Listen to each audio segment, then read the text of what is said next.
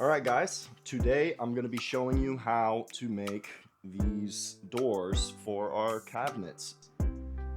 Well, guys, I hate to break it to you, but I think the studies are correct. I think that people have the same attention span as a goldfish these days. And it's probably due to the fact that there's just so much content to absorb that it's so easy to just kind of keep scrolling and scrolling and scrolling until at the end of the day, you don't even remember what you really watched. So I'm gonna try and make a little quick short video for you guys on how I built these cabinet doors for my new workshop.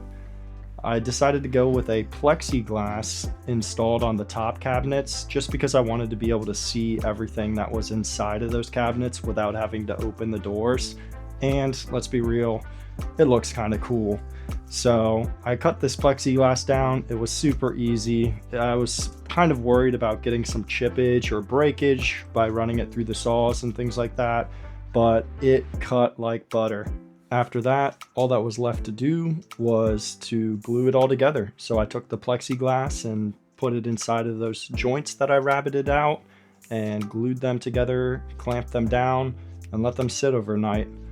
Then the next day I was able to come back, take them out of the clamps, do a nice light little sanding on them just to make sure there was no residual glue, put a little bit of oil on top of them so that they blend in with the rest of the shop, and voila, we have our finished product.